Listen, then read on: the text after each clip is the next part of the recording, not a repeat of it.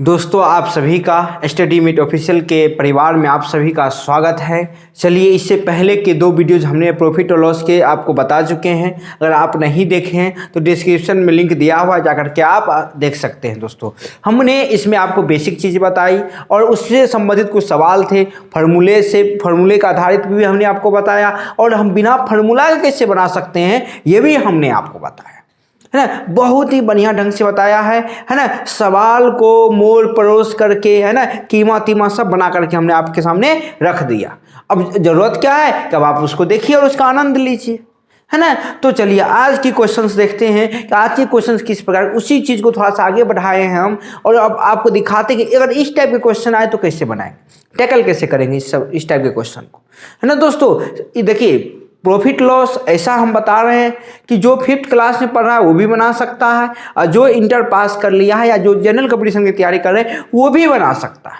हम आपको जीरो से लेके चल रहे हैं दोस्तों। तो अगर जीरो से लेके चल रहे हैं तो थोड़ा सा आप मेहनत करेंगे तो आप मैथमेटिक्स में हीरो बन जाएंगे, है ना। तो हीरो बनना है तो थोड़ा सा मेहनत करनी पड़ेगी। तो चलिए दोस्तों हम देखते हैं क्वेश्चन क्या है और दिखाते हैं फिर इसको हम बनाते कैसे। क्वेश्चन, एक वस्तु को 7% की हानि पर 651 रुपया में बेच दिया गया, मतलब 7% का लॉस हुआ और उसको 651 रुपये में क्या गया, सेल कर दिया गया। तो कह रहा है उसका सीपी ज्ञात करें, यानी क्रय मूल्य ज्ञात करें। अब एक चीज बताइए, इसमें दिया क्या क्या है। आपको एसपी दिया हुआ है, कितना दिया हुआ जल्दी बताइए, 651 रुपया एसपी है।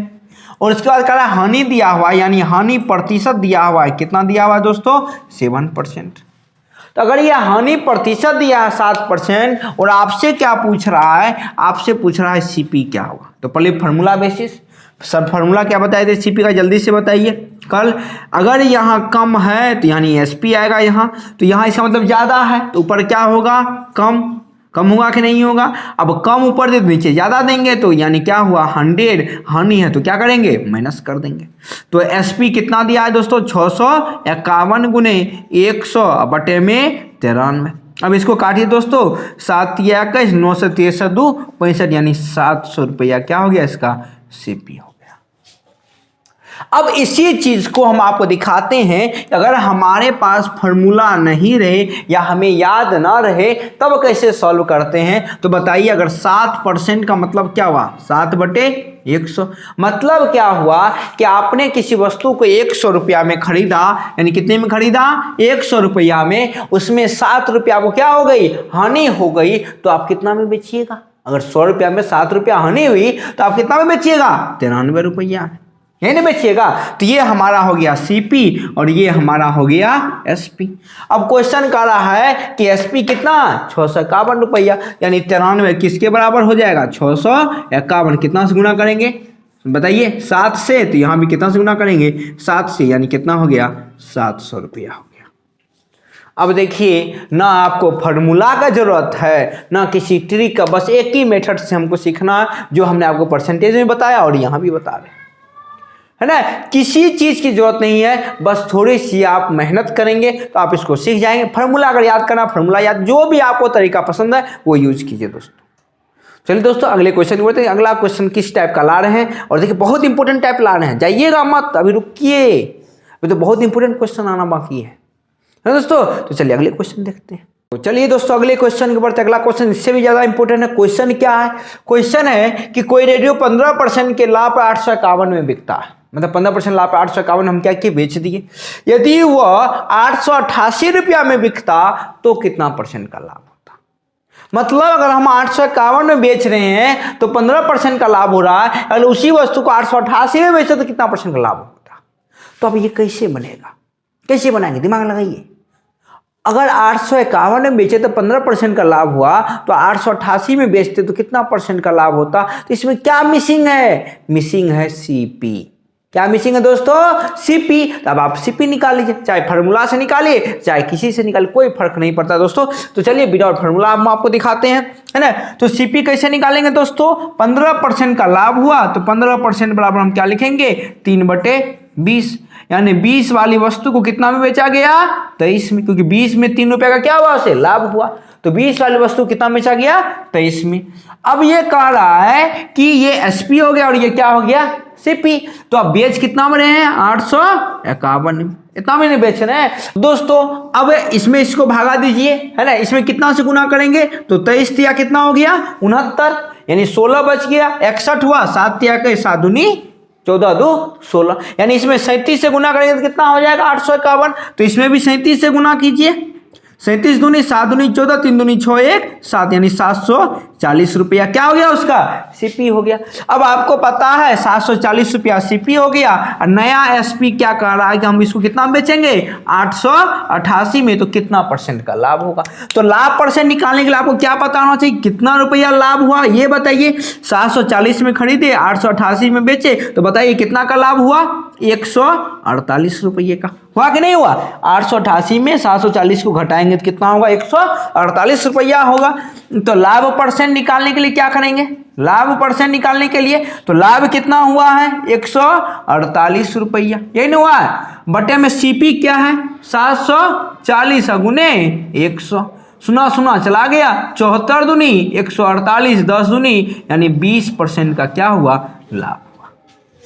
इस क्वेश्चन में कुछ नहीं था, बस आपको सीपी नहीं दिया था। अगर आपको सीपी निकल जाता तो लाभ परसेंट तो आप आसानी से निकाल सकते है ना। तो बस हमने सीपी निकाला और लाभ परसेंट निकाल दिया, कुछ नहीं किए इसके अलावा। दोस्तों कितना इजी हो गया बताइए आप, है ना। तो इसलिए कहते कोई भी सवाल है उसको बढ़िया से पढ़िए समझिए तब उसको टैकल कीजिए, तो आसानी से आपको बन जाएगा।